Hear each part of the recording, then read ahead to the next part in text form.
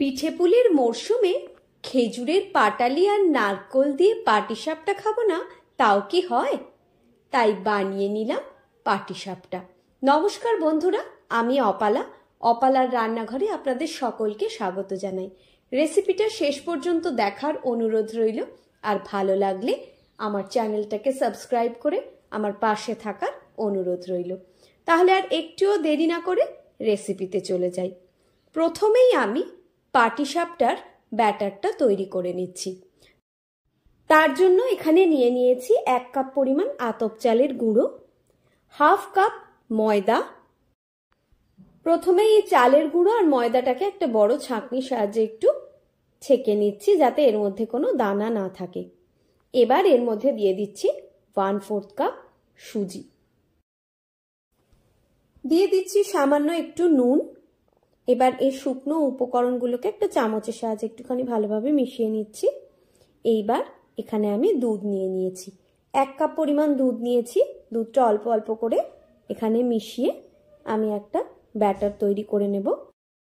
আমি একেবারে সম্পূর্ণ দুধটা এর মধ্যে দিয়ে দিচ্ছি না, কারণ সম্পূর্ণ দুধটা একবারে দিয়ে দিলে ব্যাটারটা বানানোর সময় কিন্তু দলা পেকে যেতে পারে। তাই অল্প অল্প করে আমি দুধ অ্যাড করছি আর একটু একটু করে গুলিয়ে নিচ্ছি।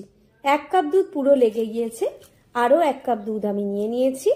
সেখান থেকেও অল্প অল্প করে দুধ ঢেলে ঢেলে আমি এটাকে বানিয়ে নিচ্ছি।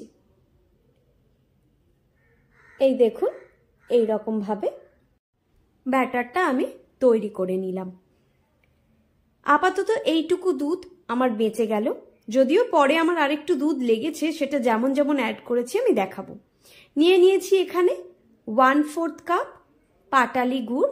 গুড়টাকে এই দুধের সঙ্গে আমি ভালোভাবে মিশিয়ে নিচ্ছি।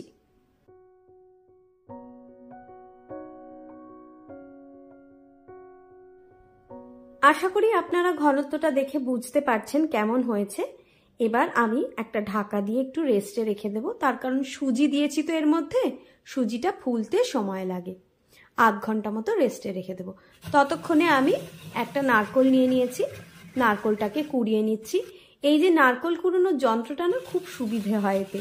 আপনারা যদি চান আপনারা এটা কিনে নিতে পারেন অনলাইনে, আমি ডেসক্রিপশন বক্সে লিঙ্কটা দিয়ে দেব। এইবার কাপ মেপে 1.5 কাপ পরিমাণ নারকোল আমি নিয়ে নিলাম। প্রথমেই নারকোলটাকে একটু এইভাবে হাত দিয়ে মেখে নিচ্ছি।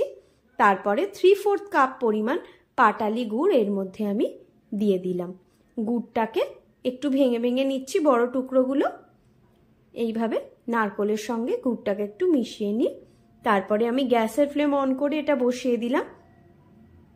মিডিয়াম টু হাইতে প্রথম অবস্থায় রেখেছি। তারপরে গুড়টা গলে যাওয়ার পর গ্যাসের ফ্লেমকে লো টু মিডিয়ামে রেখে 8 থেকে 9 মিনিট মতন সময় আমার টোটাল লেগেছে এই নারকোলের এটাতে পাক আসতে। দেখুন, পাক এসে গিয়েছে। এইবার আমি এটাকে নামিয়ে নেব। 1/2 ঘন্টা পরে আমি এর মধ্যে আরও একটু গুড় দিয়ে দিলাম, কারণ মিষ্টিটা একটু কম লাগছিল সম্পূর্ণ গুড়টা গলে যাওয়ার পরেও। আর ঘনত্বটা যেরকম আমার লাগছিল তাতে আমাকে এর সঙ্গে আরও একটু দুধ অ্যাড করতে হয়েছে। ফাইনালি আমার এই রকম 1 চামচ মতো দুধ বেঁচে গেছে 2 কাপের থেকে। এইবার একটা ফ্রাইং প্যানের মধ্যে 1 চিমটে ঘি দিয়ে আমি সেটাকে পুরো প্যানের মধ্যে ছড়িয়ে নিলাম। নিয়ে তারপরে 1 হাতা করে দিয়ে দিয়ে এইভাবে পাটিসাপটাটা ভেজে নিচ্ছি। পাটিসাপটাটা ভাজার সময় যদি আপনারা ননস্টিক প্যান ইউজ করেন তাহলে কিন্তু ভাজাটা অনেকটাই সহজ হয়ে যায়। না হলে এমনি ভাজতে গেলে কিন্তু অনেক সময় পাটিসাপটাটা আটকে যায়, তুলতে অসুবিধে হয়। একইভাবে আরও একটা ভেজে আপনাদের দেখিয়ে দিচ্ছি, এবং সমস্ত পাটিসাপটাগুলো এইভাবেই আমি ভেজে তৈরি করে নিয়েছি।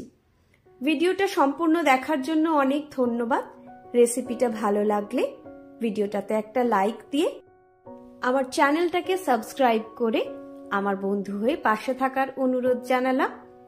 এর আগে আমি ক্ষীরের পাটিসাপটা বানিয়েছিলাম, আমি ডেসক্রিপশন বক্সে তার লিঙ্কটা দিয়ে দেব, আপনারা চাইলে সেটাও দেখে নিতে পারেন। রেসিপিটা কেমন লাগলো আমাকে কমেন্টে যদি জানান আমার খুবই ভালো লাগবে। আজ তাহলে এই পর্যন্তই। সবাই ভালো থাকবেন, সুস্থ থাকবেন। পরের দিন আবার একটা নতুন রেসিপি নিয়ে আমি চলে আসব। ততক্ষণের জন্য টাটা।